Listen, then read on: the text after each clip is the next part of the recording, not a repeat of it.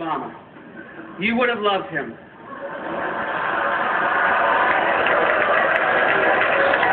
So charismatic, so charming. Was he a little too idealistic? Maybe. But you would have loved him. I still think we all remember that inauguration day. The First Lady was there. And may I say, for as beautiful as you looked that day, you look even more beautiful tonight.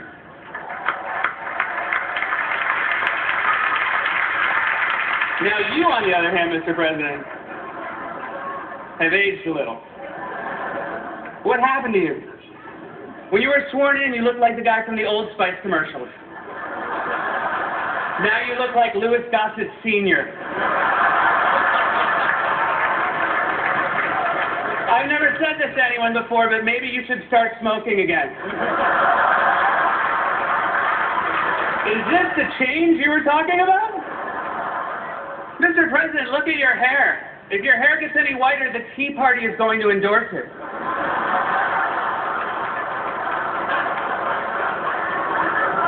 I'm going to get an angry voicemail from Jenny Thomas in 19 years. But I believe the President would agree with me that the mood has changed a bit since the beginning of his term. At the beginning of his term, Mr. President, housewives were trying to sneak in into the White House. Not anymore. Now everyone's leaving. Axelrod, Gibbs, Rahm Emanuel. By this time next year, it'll just be you and Joe Biden trying to find toner for the copy machine. And now your re-election campaign has begun. I bet it's hard getting back in campaign mode again. You know who's really dreading it? Will.I.am. He's writing down words that rhyme with debt ceiling.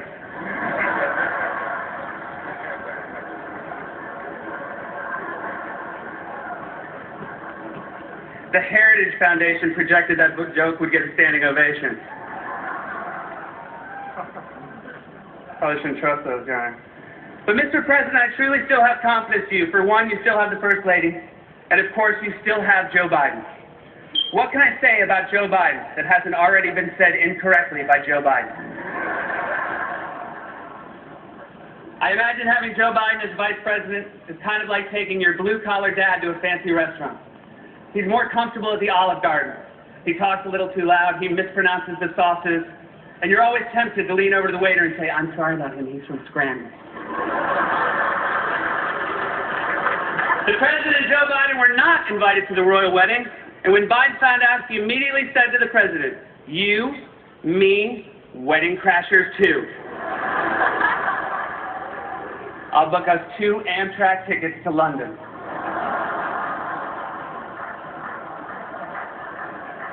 The Vice President loves trains. He loves the trains, and I assume it must have been hard for the President to tell Biden the new budget cut $1.5 billion from high-speed rail. Joe, come on in. Take off your engineer's cap. I have some bad news about the choo-choo.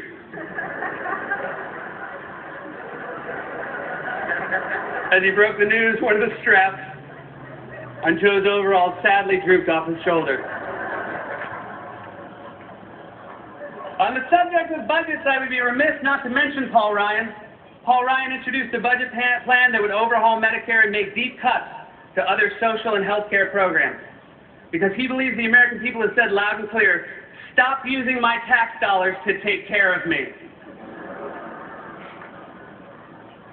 I noticed that his approach to the budget led many to praise Paul Ryan as a serious adult. And I have to say, nothing is more depressing about politics than the fact that adult is now a compliment. Adult is only a compliment to a child. I'm so proud of you. You acted like an adult tonight. I'm glad I brought you to my boss's house for dinner. You even cut your own meat like a big boy. Also, Congress, there are a lot of things you want us to be impressed by that we are not impressed by. We are not impressed that you sat next to each other at the State of the Union. You know what the rest of Americans call an evening spent politely sitting next to a person with wildly different political views? Thanksgiving.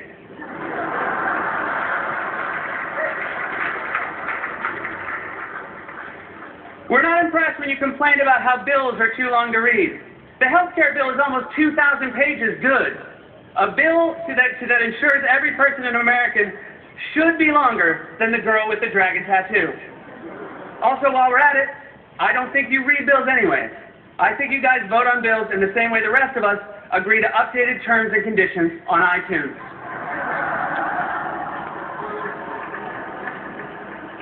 Well, I should wrap it up. I'm getting the red light.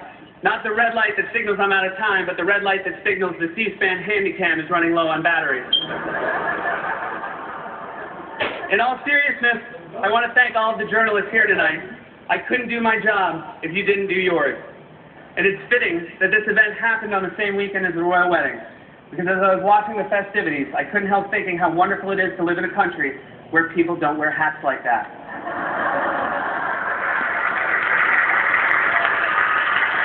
Tonight has truly been an incredible honor for me. America is the greatest country on earth, and, at least when my speech started, was still a nation rated AAA by Standard & Poor's.